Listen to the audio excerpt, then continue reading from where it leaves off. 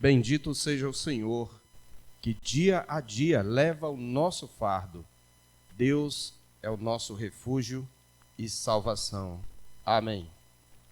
Meus irmãos, graça e paz, eu quero convidá-los a abrir a palavra de Deus em Lucas capítulo 15, nós leremos do 11 ao 32. Este texto fala sobre os dois filhos perdidos e o seu pai rico em misericórdia. Esse é o título da nossa mensagem. Os dois filhos perdidos e o seu pai rico em misericórdia, ou o seu pai misericordioso.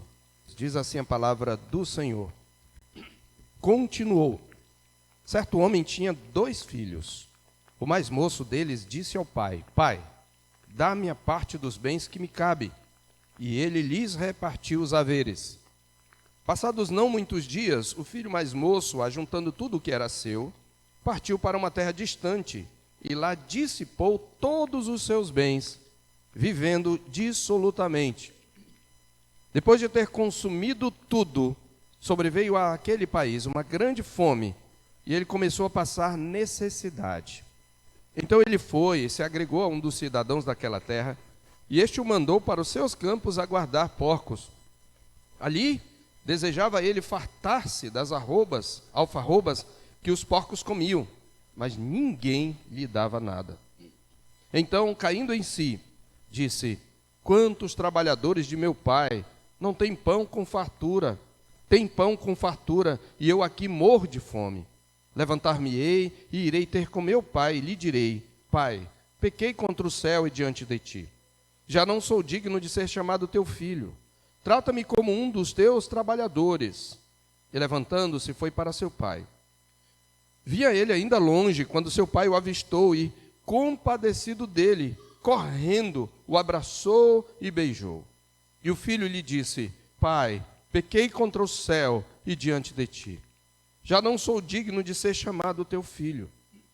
O pai, porém, disse aos seus servos: Trazei depressa a melhor roupa, vestiu, ponde-lhe um anel no dedo e sandália nos pés. Trazei também e matai o novilho cevado, comamos e regozijemo-nos, porque este meu filho estava morto e reviveu, estava perdido e foi achado. E começaram a regozijar-se. Ora, o filho mais velho estivera no campo, e quando voltava, ao aproximar-se da casa, ouviu a música e as danças. Chamou um dos criados e perguntou-lhe que era aquilo. E ele informou: Veio teu irmão, e teu pai mandou matar o novilho cevado, porque o recuperou com saúde.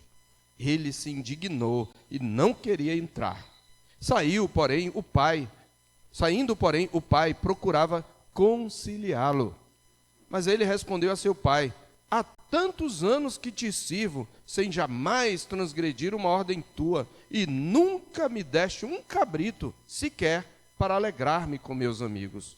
Vindo, porém, esse teu filho, que desperdiçou os teus bens com meretrizes, tu mandaste matar para ele o novilho cevado.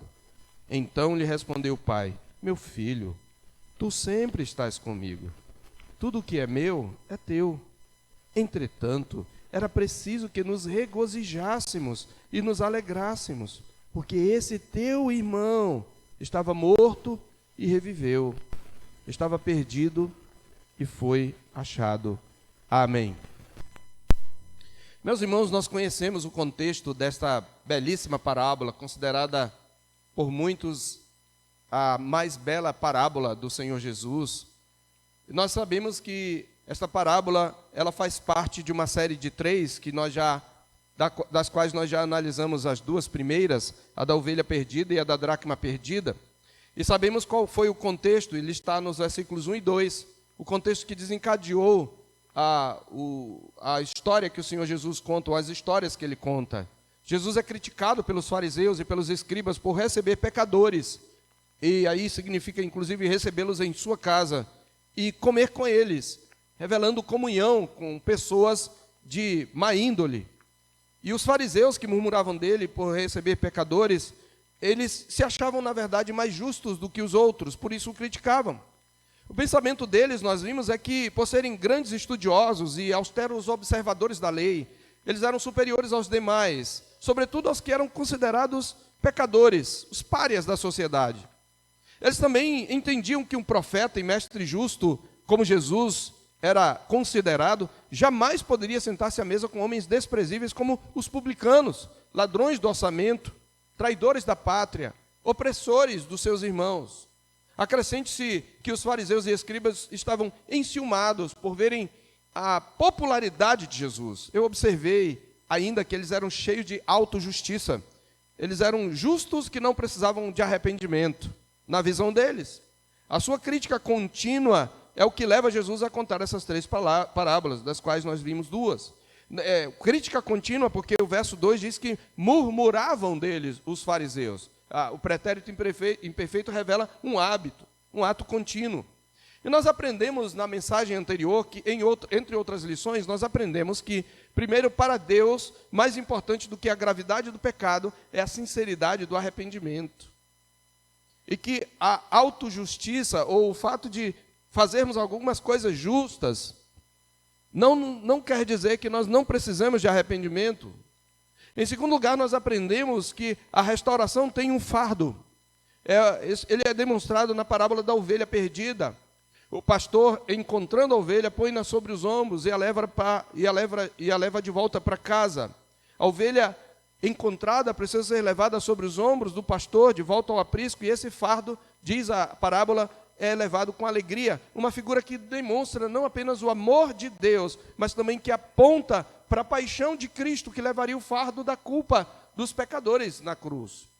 Nós vimos que a comunidade de seguidores de Jesus, ela não só deve se deleitar com o fato do seu Salvador ter levado o fardo em lugar de cada um, mas ela também deve imitá-lo, num certo sentido, suportando com alegria o fardo envolvido na restauração do pecador perdido. Nós já vimos que nas 2 parábolas, e aqui eu quero avançar um pouco depois de introduzir para contextualizar, eu quero que você observe algumas questões muito interessantes da estrutura que vão intensificar o nosso entendimento da parábola. Nós já vimos que nas 2 parábolas anteriores, da ovelha e da dracma, nós temos a mesma sequência de cena, sequência de cenas. Primeiro, nós falamos que algo que é caro ao seu possuidor é perdido. Segundo, aquilo que foi perdido é diligentemente procurado até ser encontrado. Terceiro, nós vimos que quando aquilo que estava perdido é achado, isto provoca grande alegria no seu possuidor. E por fim, nós vimos que essa alegria do seu possuidor, ela é compartilhada com a comunidade e pela comunidade. Ele chama a comunidade para se alegrar, e essa comunidade, ela responde alegrando-se. Ao longo da exposição do nosso Senhor, nós podemos demonstrar, ou podemos notar um progresso. Eu quero que você observe, por exemplo, o progresso da valoração daquilo que foi perdido. Na primeira parábola, na parábola da ovelha, nós temos uma proporção de 1 para 100. Uma ovelha se perdeu entre as 100. Poderia pensar, essa perda é pouca, mas nós já explicamos no contexto que ela tinha muito valor. Na segunda parábola, nós temos a proporção de 1 para 10. Já na parábola que nós lemos, a proporção é de 1 para 2. Embora vamos verificar que os dois precisam de restauração, mas a ênfase inicial é sobre 1 para 2. Isto acrescenta, o Senhor Jesus sabiamente está acrescentando um valor crescente àquilo que se perdeu. Ele está contando uma parábola onde aquilo que se perdeu é cada vez mais valioso, porque 1 em 100, 1 em 10 é mais valioso que 1 em 100, né? E 1 em 2 é muito mais porque é metade. Então o Senhor Jesus está chamando a atenção dos seus ouvintes para o valor daquele que se perdeu diante de Deus, do pecador perdido. Notem comigo ainda, meus irmãos, o fato de que na primeira parábola, a ovelha, ela é perdida fora do rebanho.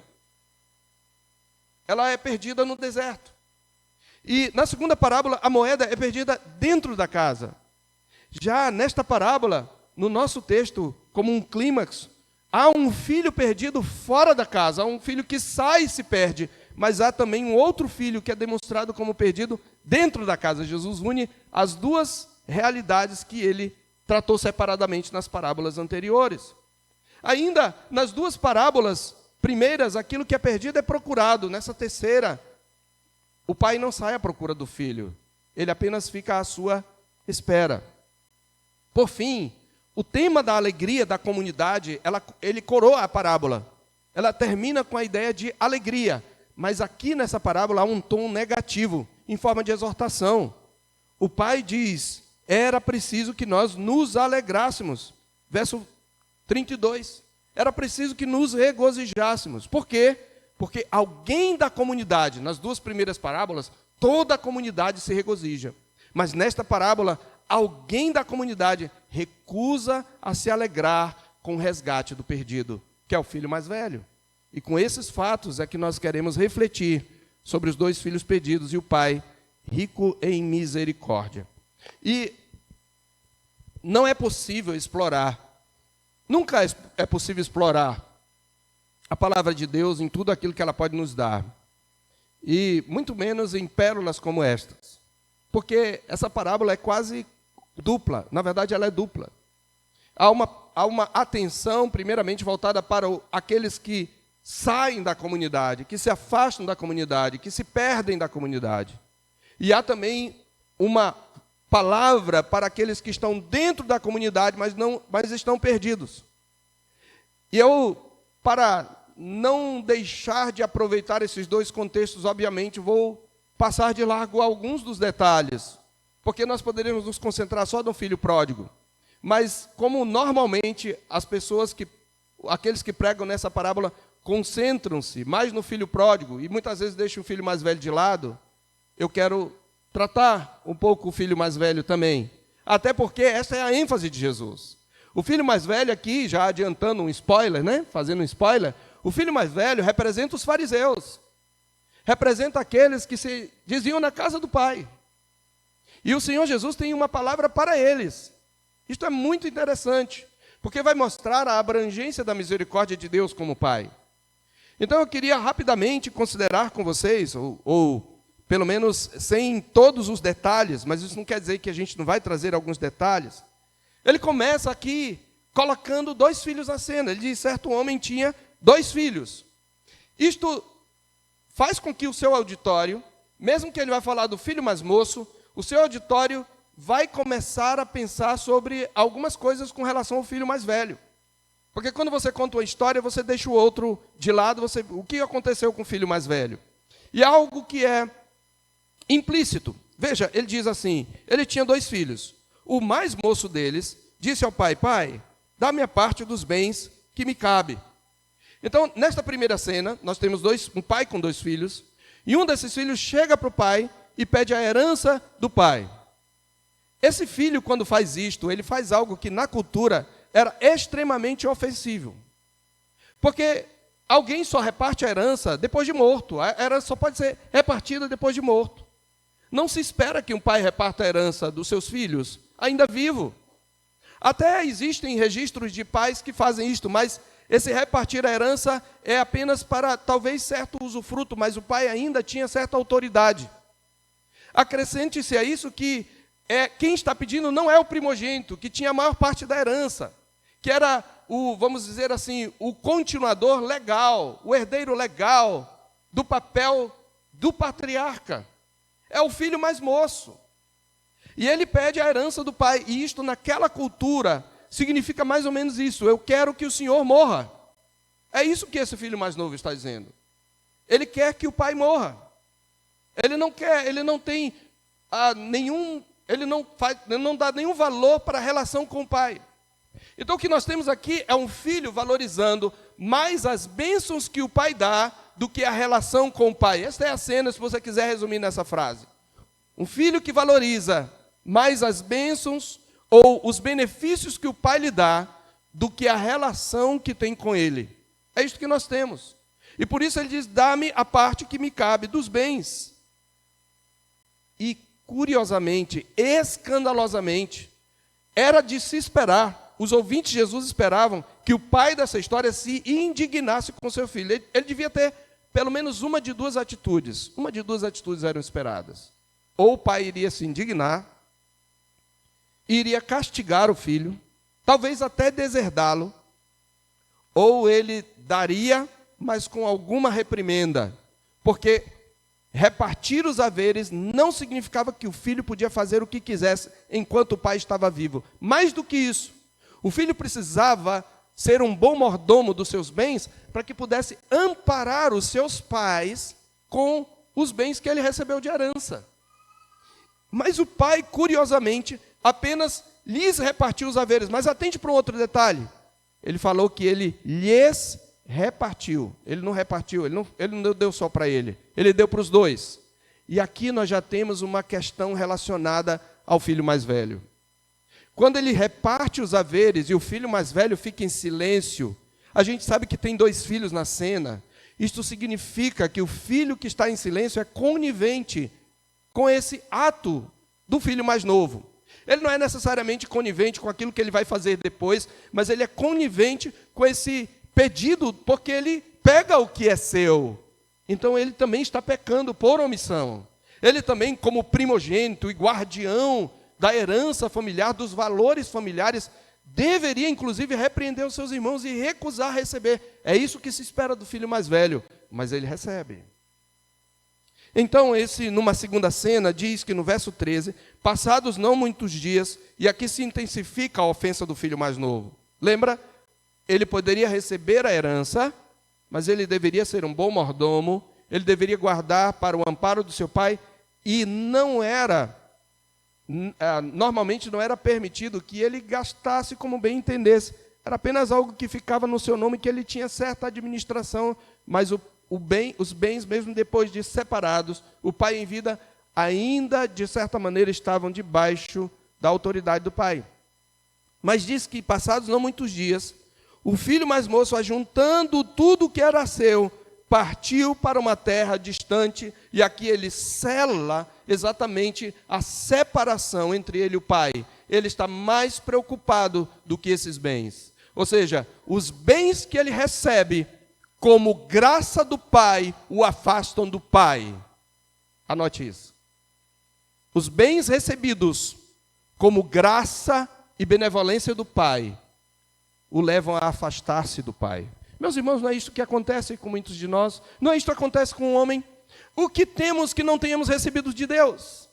Até a nossa vida, o nosso respirar, o nosso fôlego, tudo recebemos de Deus. Mas quantas vezes idolatramos as posses, idolatramos os prazeres, idolatramos a alegria que Ele nos dá, de tal maneira que isto nos afasta dEle.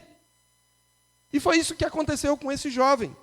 Ele pegou e ajuntou tudo, e provavelmente ele transformou as suas terras em dinheiro, ele vendeu tudo.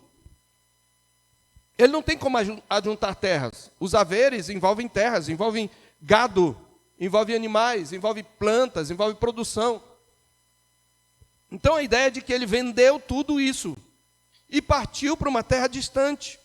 E mais do que isso, um terceiro ponto.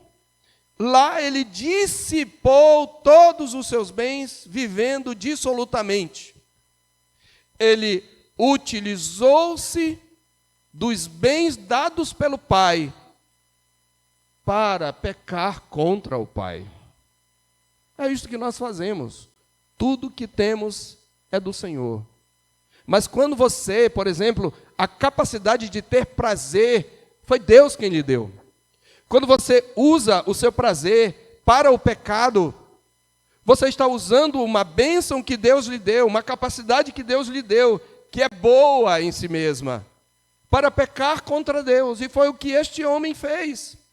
Ele dissipou, a ideia aqui é de espalhar, essa é a mesma palavra que é usada no capítulo 1, quando Maria diz lá, se não me engano, no verso 51 de Lucas, no seu louvor, que o Senhor dispersou os que no coração alimentavam pensamentos soberbos. A ideia de espalhar, sabe aquela pessoa que fica quase que jogando dinheiro, essa é a ideia. Ele jogou tudo, vivendo dissolutamente. Essa palavra é a mesma, que está em forma de advérbio, é a mesma que está em forma substantiva de Efésios 5,18. Não vos embriagueis com vinho no qual há dissolução. E lá em Tito também fala que os filhos do presbítero não devem ser acusados de dissolução. E esta palavra traz a ideia de um comportamento desenfreado. É alguém que se embriaga de prazeres e dissipa tudo.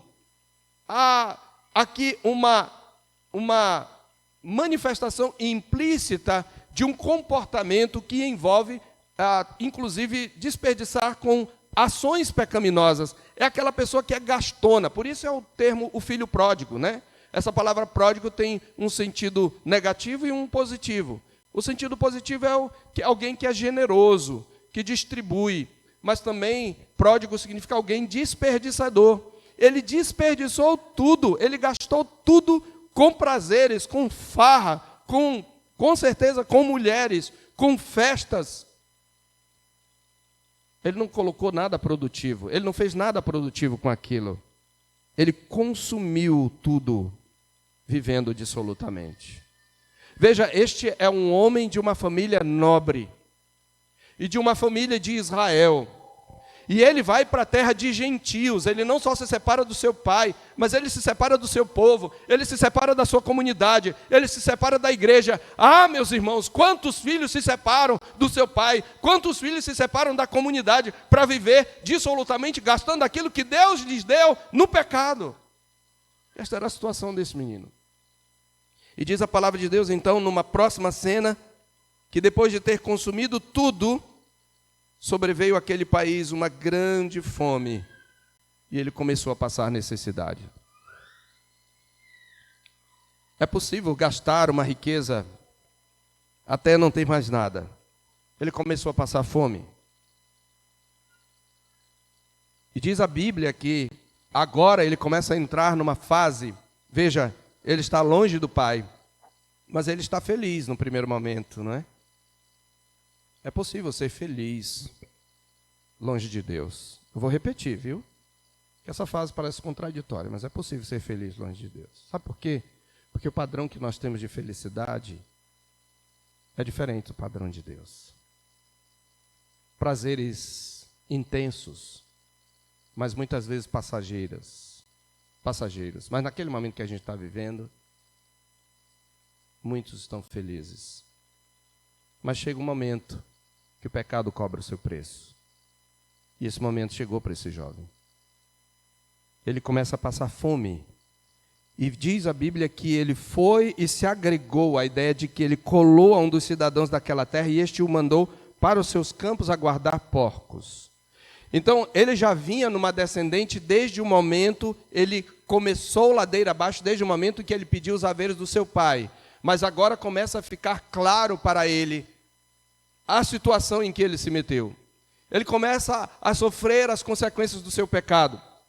E aqui quando o Senhor Jesus diz que ele se agregou a um dos cidadãos daquela casa e este o mandou para os seus campos a guardar porcos, ao que parece, isto significa o seguinte, que ele se colou no homem pedindo ajuda e esse homem o mandou guardar porcos. Naquele contexto, sobretudo, tratando-se de um cidadão judeu, que está numa terra gentílica. Quando alguém mandava alguém guardar porcos, esta pessoa, no fundo, estava querendo se livrar do pedinte. Porque poucos, quase ninguém, aceitaria esta tarefa.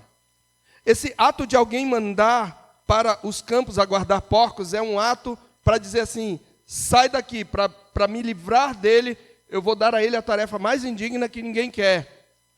Você já viu que algumas pessoas que pedem ou que são necessitadas, às vezes você oferece algum serviço, algumas vezes elas até se zangam, né? Acham até uma humilhação, mas essa situação é ainda pior.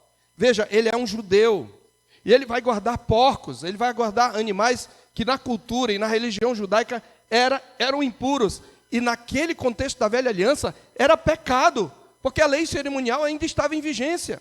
Então este homem não só cai numa miséria, mas nessa miséria ele comete mais pecado. Ele vai guardar os porcos. E o seu senso de necessidade ainda no momento não leva ao arrependimento, mas leva-o a desejar aquilo que é imundo. Diz a Bíblia que ele desejava, no verso 16, fartar-se das alfarrobas que os porcos comiam, possivelmente fruta, um tipo de fruta que tinha um sabor amargo, um tipo de alfarrobeira, e que os porcos muitas vezes arrancavam dos arbustos e comiam, e que era amargo. E ele passava tanta fome que ele queria comer o que os porcos comiam. Mas o que diz aí? Ninguém lhe dava nada. A ideia, na verdade, é o seguinte: quando alguém, mesmo sendo uma tarefa indigna, guardar porcos, e mais indigna ainda e imunda para um judeu, mas quando alguém, mesmo numa cultura gentílica, guardava porcos, quando se matava o animal, era comum dar alguma parte, nem que sejam as tripas ou qualquer outra parte pior. Embora que isso possa ser uma iguaria, não é? Na nossa cultura. Mas dava alguma parte que não era muito apreciada, mas dava. Mas aqui está dizendo que ninguém lhe dava nada. Aí está esse homem imundo, sujo, desejando comer as alfarrobas do porco, desejando comer, ainda que fosse comida amarga, e sem ninguém para lhe estender a mão. Porque o mundo é assim, o mundo atrai você, mas na hora da necessidade, o mundo abandona você. Ninguém lhe dava nada. E é aí que então diz a palavra de Deus que ele cai em si.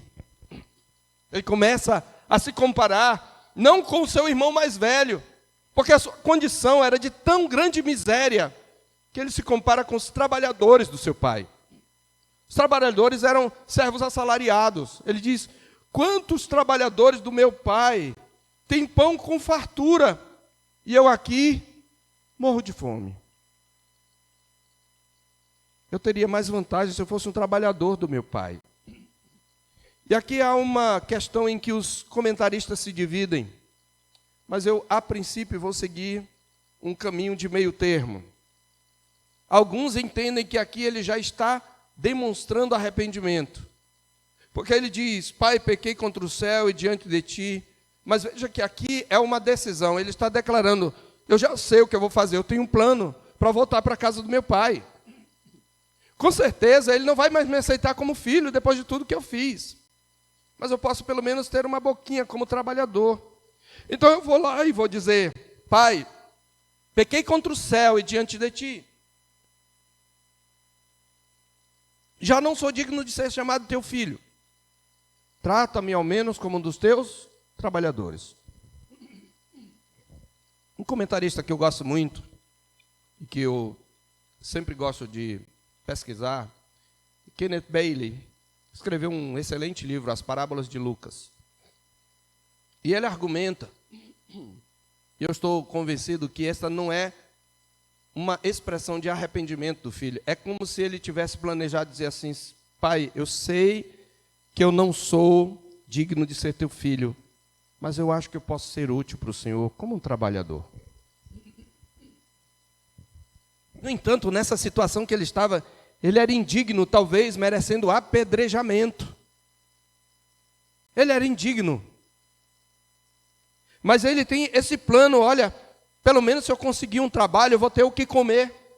Ele está preocupado não tanto com o seu pecado, mas com as consequências do seu pecado. E se você quisesse anotar, era uma cena. Preocupado mais com as consequências do que com o próprio pecado. Preocupado mais com as desvantagens que ele tem. Então, se eu puder ter alguma vantagem, porque se fosse um arrependimento genuíno neste momento, ele talvez só diria: eu sou indigno de ser chamado teu filho, eu pequei, perdoa-me. Mas ele já faz uma proposta de como seu pai vai aceitá-lo. E diz a palavra de Deus que ele se levantou e vai para o seu pai. E vinha ele ainda longe, quando seu pai o avistou, e você pode imaginar aquele jovem andrajoso, roupas sujas, rasgadas, todo sujo, todo imundo, sem nada, saiu com dinheiro no bolso e está sem nada. E quando o pai o vê, possivelmente, o que se espera, o que os ouvintes de Jesus esperavam era o seguinte: quando esse homem pisasse na comunidade, ele seria, no mínimo, rejeitado. Aliás, ao que parece, havia um rito pelo qual a família poderia rejeitar um filho, declará-lo indigno de ser daquela família. Há quem diga que ele poderia até mesmo ser apedrejado pela comunidade.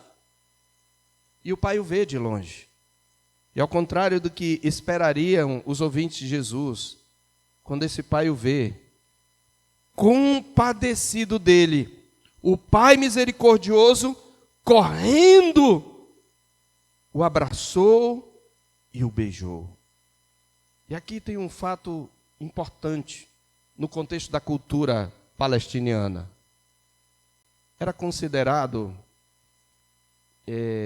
desrespeitoso um senhor de idade correr em público.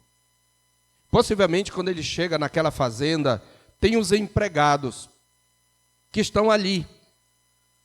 Então, era vergonhoso para um homem, sobretudo um homem nobre, senhor de bens, correr em público. Mas o pai ama esse filho e ele não está preocupado com o que vão dizer dele. Ele levanta as barras das suas vestes e ele sai correndo apressadamente. Não só isso, aquele homem está imundo, ele viveu com porcos, não se podia nem tocar nele. Mas aquele pai não apenas o toca, aquele pai o abraça afetuosamente. Você tem aqui uma aceitação total daquele filho sujo, imundo, indigno, pecador, rebelde. Ele o abraça, e mais do que isso, ele o beija. E beijo significa comunhão, recepção, aceitação. Ele está dizendo, você se sujou, você se enlameou, você caiu em dissolução, mas eu te recebo na minha comunhão. E ao que parece, e aqui é que eu digo que eu chego ao meio termo, ao que parece é isso que leva o filho a não completar todas as frases que ele planejou. Observe o que ele diz. E o filho lhe disse, pai, pequei contra o céu e diante de ti, já não sou digno de ser chamado teu filho. Não tem a frase final. Trata-me como um dos teus trabalhadores. Alguns dizem que é porque o pai o interrompeu. Mas eu não vejo aqui uma frase, embora diz que o pai, porém, disse aos servos, não tem nenhum verbo, nenhum tipo de palavra que indique que houve uma interrupção. Como interpelando, interrompendo. Então, ao que tudo indica, esse filho não consegue, quando chega diante do amor inesperado, escandaloso do pai, ele não consegue nem sequer propor a ele qualquer coisa, ele apenas quer declarar a sua indignidade. E aqui, então, é que ocorre o arrependimento. Ele só diz, pai, eu só posso dizer isso, eu não sou digno de ser chamado teu filho. E diante desse arrependimento, então, o pai simplesmente diz aos servos, tragam depressa a melhor roupa. Irmãos, quando alguém peca diante de Deus, a nossa tendência para com aqueles que pecam mais gravemente na comunidade é o seguinte, não, a gente te perdoa, irmão, mas você vai ser um crente de segunda categoria. Não vai ter um ministério muito honrado, não vai ter uma coisa muito digna. Isso é para aqueles que não pecaram tão gravemente. No fundo, irmãos, às vezes a gente tem esse sentimento. Mas olha como o pai trata esse filho pária, esse filho imundo, esse filho rebelde, esse filho gastão, esse filho dissoluto. Olha como ele trata, ele diz, tragam depressa a melhor roupa e vistam-no. E eu já quero fazer uma aplicação. Você pode ser o pior pecador, mas quando você vem para Deus, você é vestido com a melhor roupa, porque você é vestido com a justiça de Jesus. E neste sentido, queridos, na comunidade dos santos, não existe um mais justificado que outro. O que pecou gravemente, o que cometeu graves e muitos pecados, ele é tão justo diante de Deus, quanto aquele que quase não cometeu pecados, pelo menos aos nossos olhos, porque a mesma justiça perfeita cola em nós pela nossa união com Cristo. É por isso que ele diz, trago a melhor roupa, nobreza, ponde-lhe um anel no dedo, sandálias nos pés, vistam-no como um príncipe Isso é escandaloso para os ouvintes de Jesus. Como se pode vestir como um príncipe, como um nobre, aquele que foi para os gentios, que cuidou de porcos, que desejou a morte do seu pai? Mas esta é a graça escandalosa de Deus. Ele põe em posição de honra os mais indignos. Ora, este é o princípio da graça. Este é o princípio do amor eletivo de Deus, e Paulo ele fala sobre isso na sua primeira epístola aos Coríntios. Eu quero que você abra lá por gentileza. Na primeira epístola de Paulo aos Coríntios, no capítulo 1, no verso 26. Num sentido, esta é a história de todos nós, pelo menos antes de virmos à comunidade dos santos.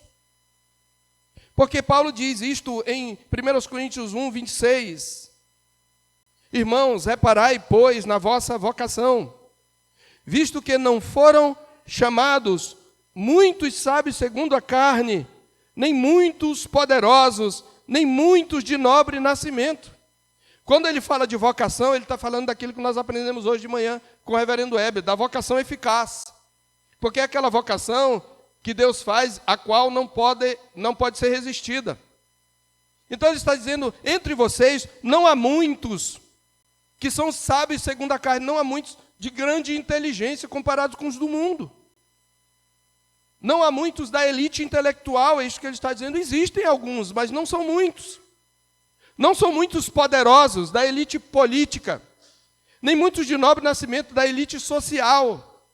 Mas, pelo contrário, Deus escolheu o quê, irmãos? As coisas loucas do mundo para envergonhar os sábios.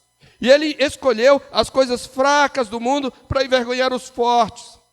E Deus escolheu as coisas humildes do mundo e as desprezadas e aquelas que não são, para reduzir a nada as que são, ou as que pensam que são, na verdade. As que são aqui devem ser colocadas entre aspas. Esta é a história dos filhos da graça. E essa é a história de um pai amoroso. E esta é a cena. O pai rico em misericórdia veste o filho indigno de dignidade. Veste de honra e dignidade o filho indigno, imundo.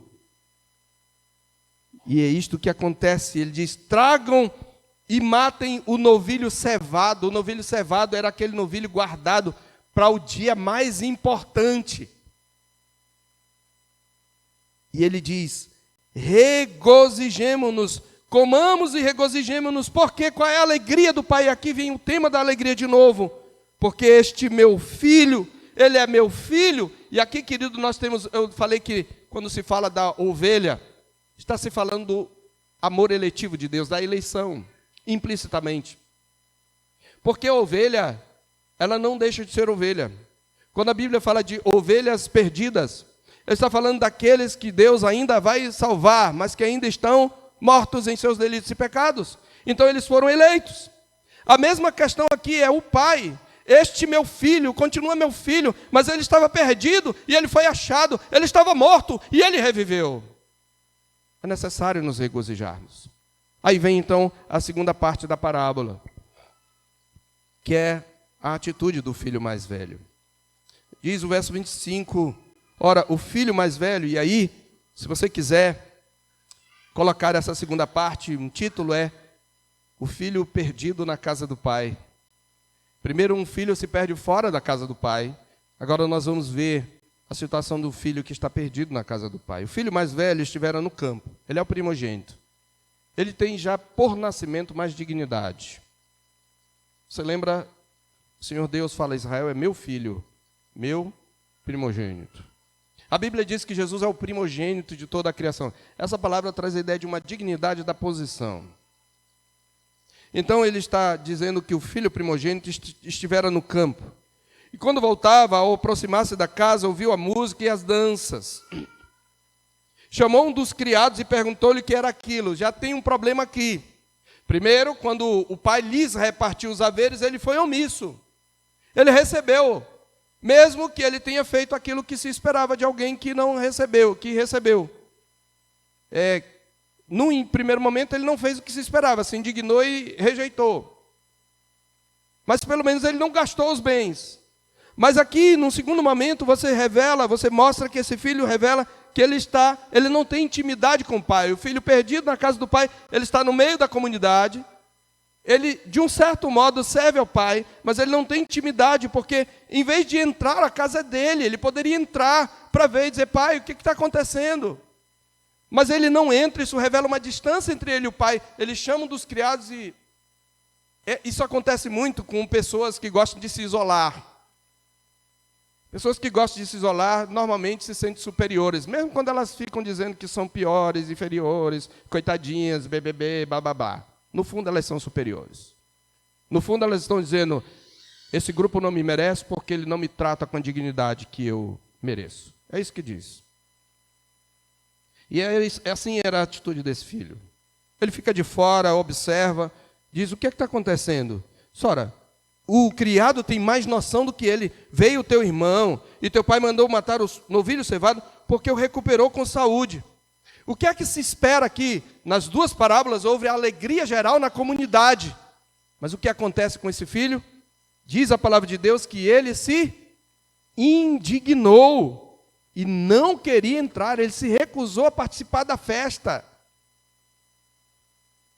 Mas o que é que você vê? Veja, no primeiro momento você vê o filho perdido. E ao que parece, até parece que o pai estava à espera daquele filho. Mas o pai não vai ao encontro. Mas esse outro filho perdido, para ele o pai também mostra misericórdia. E esse é um ponto interessante para nós aqui. Porque diz que, saindo, porém, o pai procurava conciliá-lo. Procurava, pretérito imperfeito. O pai teve um longo diálogo com meu filho. O que é isso, meu filho? Não faça isso, entre, a casa é sua. Alguma coisa desse tipo ocorreu. Jesus resumiu a conversa. O pai procurava conciliá-lo. Que é isso? Por que você está assim? Não faça isso, meu filho. É o que o pai está falando para ele. Mas o que ele diz? Ele diz, há tantos anos que te sirvo. Isso é típico da pessoa cheia de autojustiça, né?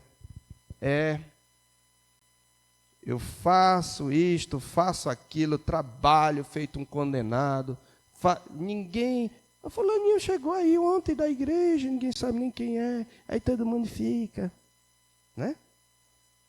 Há tantos anos que te sirvo, sem jamais transgredir uma ordem tua, cheio de autojustiça, e nunca me deste um cabrito sequer, para me alegrar com os meus amigos. Este filho, ele não entende que ele pode pegar qualquer coisa, ele está na casa. Mas ele trabalha por obrigação, ele não tem uma relação de intimidade com seu pai. Ele não demonstra amor pelo seu pai. Ele trabalha esperando recompensa, esperando louvor. Na verdade, ele esperava calado que de alguma maneira o seu pai o recompensasse. É assim que faz muita gente. Às vezes se isola e fica caladinho para ver se alguém vai dizer, ô meu irmão, ô minha irmã, o que você tem para dizer? É porque ninguém, é porque todo mundo, é porque não sei o quê. E ainda tem uns crentes bobos que vão lá e ficam, não. É claro que você deve tratar com amor, mas você deve também repreender. Aqui o pai está dando uma repreensão, ainda que amorosamente. E ele faz uma correção ao filho. Veja, ele diz, olha, o Senhor nunca me deu um cabrito, vindo, porém, esse teu filho, olha, não é mais meu irmão, é teu filho. Vindo esse teu filho aí, que desperdiçou os teus bens com meretrizes, tu mandaste matar para ele o novilho cevado. Para mim nada, né? Eu faço, eu trabalho, eu ajudo, mas ninguém dá valor. Já até tentei várias vezes, mas... Vindo esse teu filho, tu mandaste matar o novilho cevado, o principal. Eu mereço mais do que ele. Eu não recebi nenhum cabrito. Há um contraste aqui. Eu só queria um cabrito. Mas o Senhor matou para ele aquele bezerro, aquele novilho especial, guardado para ocasião especial. Que negócio é esse? Entendeu? Essa é a atitude do filho. E aí responde o pai. E essa palavra do pai é uma repreensão, mas ainda é o oferecimento de graça e misericórdia. Meu filho, Por que é importante essa declaração, cada declaração do pai? Meu filho, porque ele disse, há tantos anos que te sirvo. A palavra era a mesma palavra para o serviço do escravo. Tem a mesma raiz da palavra escravo. Escravo no grego é doulos, a palavra aqui é douléo. Servir como escravo, eu trabalhei feito um escravo. O pai disse, você é filho. Você trabalha como escravo porque você quer. Meu filho. Aí outra correção. Tu sempre estás comigo, tudo que é meu é teu. Você que está vivendo como se não fosse teu. Mas tudo que é meu é teu. E aí vem uma outra correção. Ou seja, você não é escravo, você é filho. E o que é meu te pertence. O que é meu é tua herança. Lembra, ele já tinha repartido os haveres. Ele podia de alguma maneira administrar. Mas aí ele corrige, ele disse, esse teu filho, olha o que o pai diz. Entretanto, era preciso que nos regozijássemos e nos alegrássemos, porque esse teu irmão, ele não é só meu filho, ele é teu irmão. E era preciso que nós nos alegrássemos, nós somos uma família. Ele é teu irmão, ele não é só meu filho. Ele corrige. Porque ele estava morto e reviveu. Ele estava perdido e foi achado, e ele é teu irmão. Meus amados irmãos, eu quero já trazer aqui uma conclusão e algumas aplicações para nós. O Senhor Jesus deixa essa parábola sem uma conclusão, um epílogo. Ninguém sabe o que o filho mais velho fez.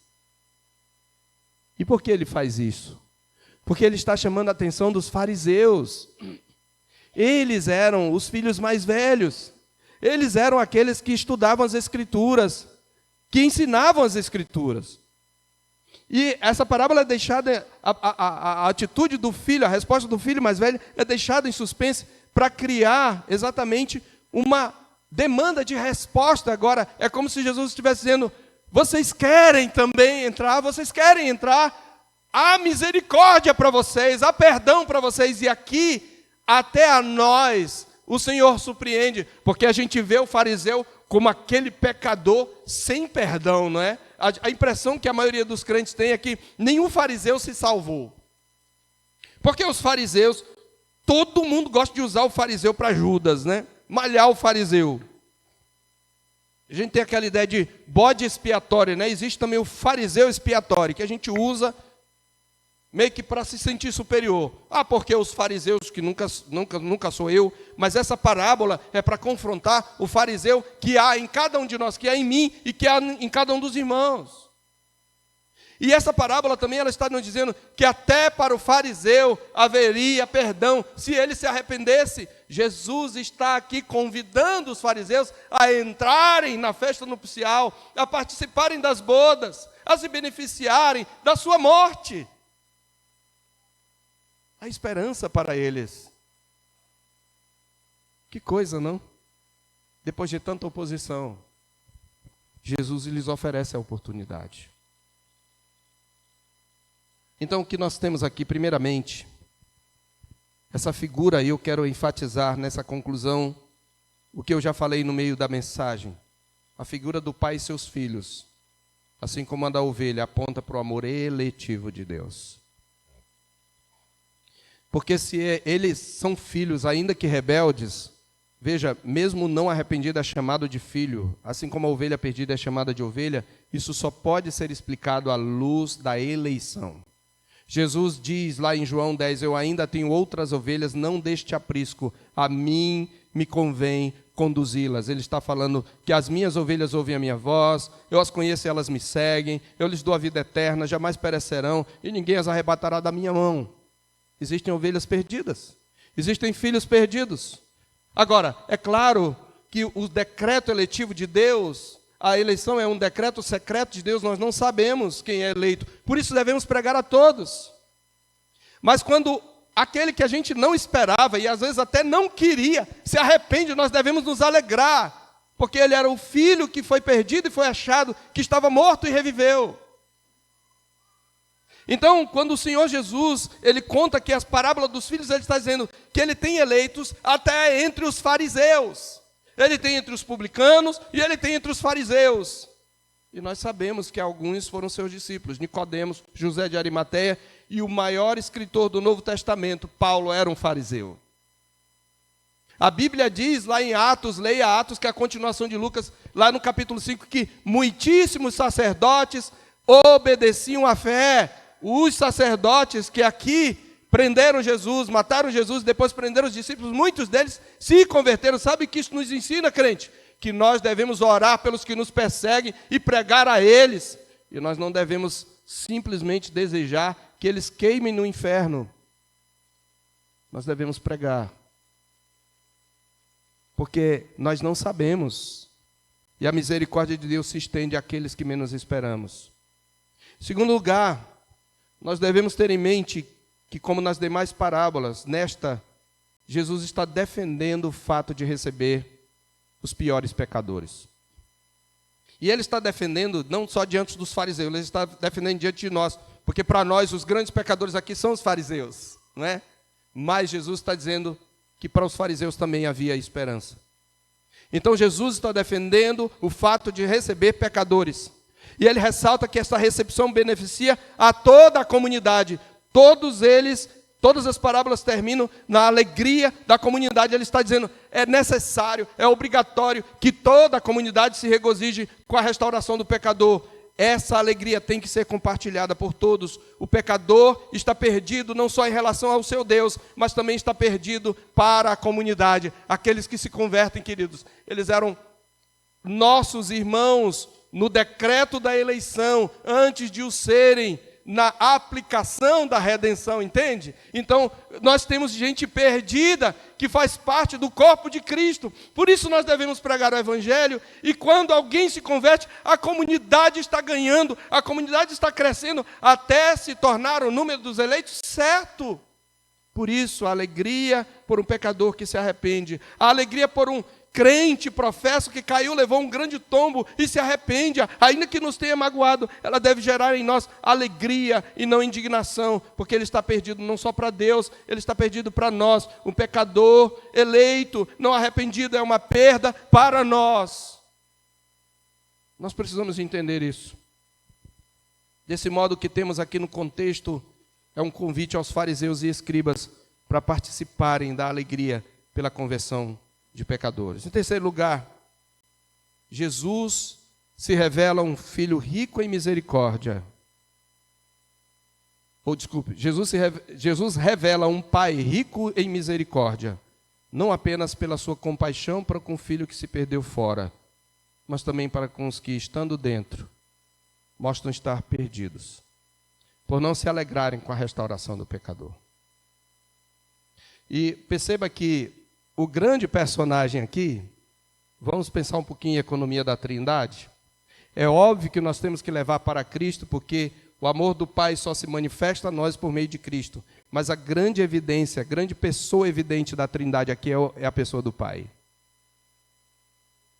Jesus está dizendo, Deus é um Pai misericordioso. E ele veio para expressar essa misericórdia do Pai, porque ele é um Pai santo e tem que punir o pecado, e ele vai sofrer o pecado, ele vai sofrer a sentença de morte no lugar do pecador. Mas essa misericórdia desse Pai, ela se revela para com os que se perderam e estão fora, mas para com os que estão dentro. No contexto primário, nós vemos que Jesus está lançando um convite aos próprios fariseus e escribas, mostrando-lhes que há perdão para eles, caso se arrependam.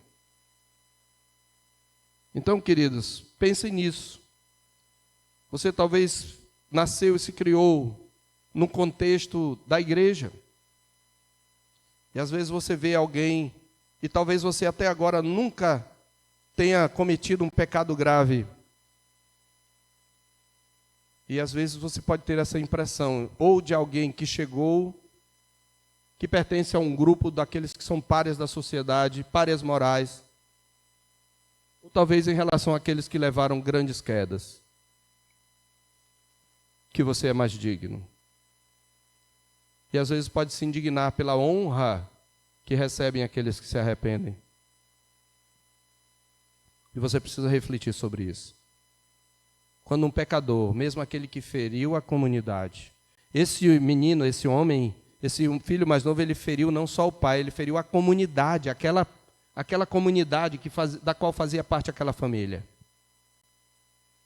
Há pessoas no meio da igreja, eu quero fazer esta aplicação, que ferem a comunidade pelos pecados que cometem. Algumas feriram e algumas ainda ferirão. E você pode estar entre elas, eu posso estar entre elas. Mas se houver arrependimento, tem que haver alegria da restauração. E a gente tem que tratar com honra. E eu acho que eu machuquei mais ovelhas que pecaram gravemente por dizer eu quero continuar tendo a honra de ser seu pastor do que outra coisa. Como assim honra? Porque essa honra é a honra de Cristo. Essa honra é a honra daquele que nos vestiu a todos, sem o qual as nossas obras de justiça são trapo de imundícia. Essa honra é a honra de Cristo, não é a dele. Então é honra pastorear uma comunidade de pecadores, sendo eu um pecador, é honra, e eu vou continuar dizendo, eu quero ter a honra de pastorear você, porque Cristo morreu por você, por causa de Cristo. Eu não posso separar. É o que o pai faz, ele honra o filho que se arrependeu. Que honra esse filho tem em si? Nenhuma. A honra está no amor misericordioso do pai. A honra está na graça do pai, que na revelação do evangelho se manifesta pela justiça realizada pelo filho. Então a parábola, meus irmãos, ela tem duas interrogações em relação ao arrependimento. Ela nos leva a perguntar, quem precisa se arrepender? Aquele filho mais velho achava que ele não precisava se arrepender. Nós vamos, na aplicação, demonstrar algumas coisas aqui. No debate teológico se pensava nisso. Quem precisa de arrependimento? Quem precisa realmente? O nosso sentimento de autojustiça, ele nos impede de entender porque certas pessoas tão perversas não somente recebem o perdão de Deus quando se arrependem, mas são especialmente honradas por Ele, enquanto pessoas justas aos nossos olhos, pessoas de bem, que é uma palavra da moda hoje no Brasil, de bom caráter, segundo o nosso conceito, são lançadas no inferno por não se arrependerem.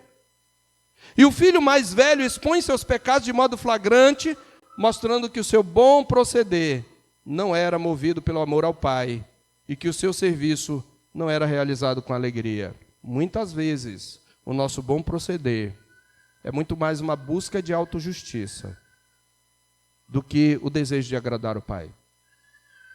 E essa é uma aplicação que eu quero fazer. Ao despir, meus irmãos, portanto, o filho mais velho da sua falsidade ou da sua falsa fidelidade ao Pai, Jesus desmascara o pecado que se esconde sob a religiosidade formal e externa dos fariseus, de ontem e de hoje. Em suma, os filhos que se encontram perdidos na casa do pai normalmente revelam os seguintes pecados. Eu quero terminar com isso. Grave aí. Normalmente os filhos perdidos na casa do pai revelam os seguintes pecados. Primeiro, falta de relação genuína com o pai. Isso é muito, acho que ficou muito claro, né? Eles chamam dos criados em vez de entrar na casa, revelando autoexclusão. E no verso 29 ele diz que serve como escravo. Então falta relação genuína com o pai. Tem pessoas que vêm para a igreja, cultuam, participam do culto, às vezes trabalham, contribuem de alguma maneira, mas não têm intimidade com o pai. Elas fazem, às vezes, por um dever para merecer alguma coisa. Segundo pecado, que aqueles que se encontram perdidos na casa do pai revelam falta de amor fraternal. Na verdade, esse é um pecado muito típico dos que estão dentro. Falta de amor pelos seus irmãos. Ele diz, esse teu filho não é irmão. E o pai corrige, ele é teu irmão. Ele pertence à comunidade, ele voltou para a comunidade. Falta a ele amor fraternal. Ele acusa o seu irmão. Terceiro, falso senso de justiça própria. Quem está na casa do pai tem mais tendência para isso. Eu estou na igreja, eu venho todo domingo, eu venho para a oração, eu venho para o culto, para o estudo bíblico. eu te sirvo sem transgredir uma ordem tua. Um certo comentarista diz que os orgulhosos, que são justos aos seus próprios olhos, nunca sentem que são tratados tão bem quanto merecem.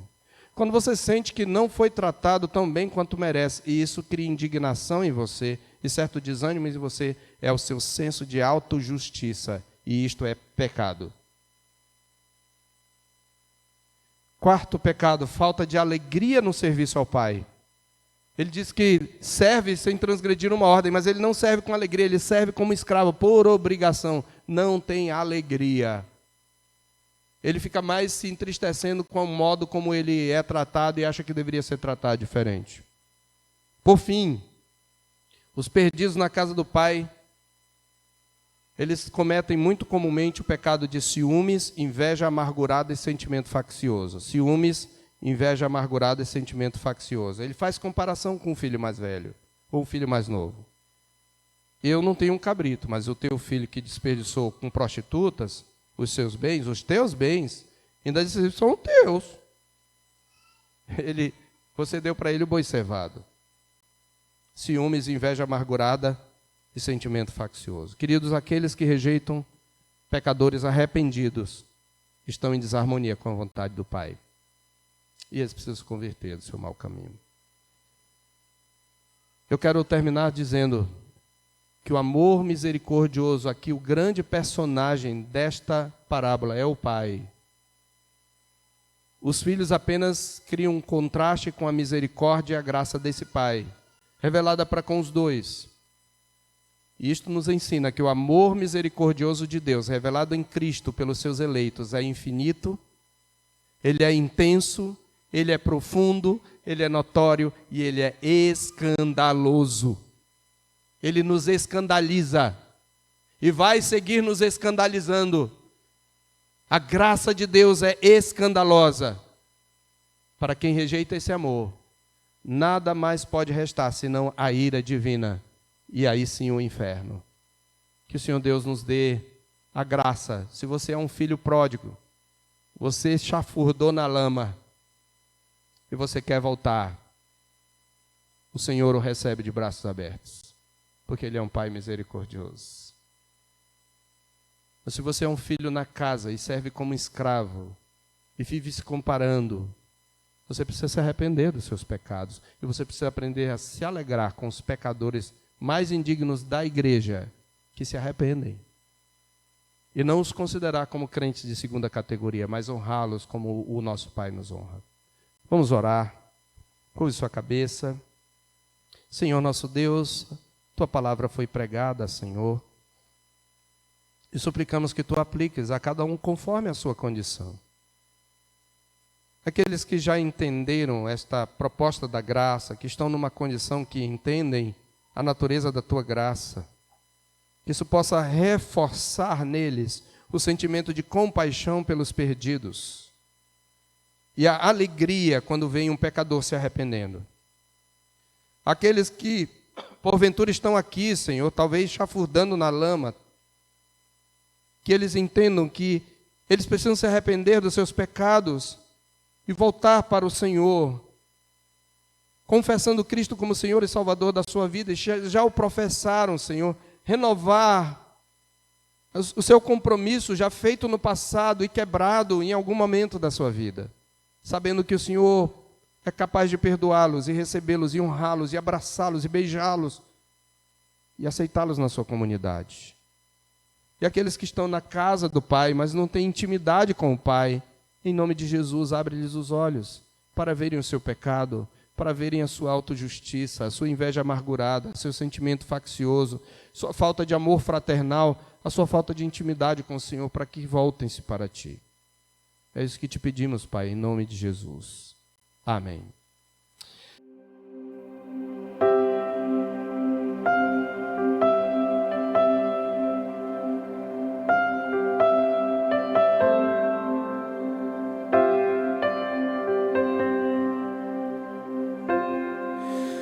Tu és bem-vindo aqui.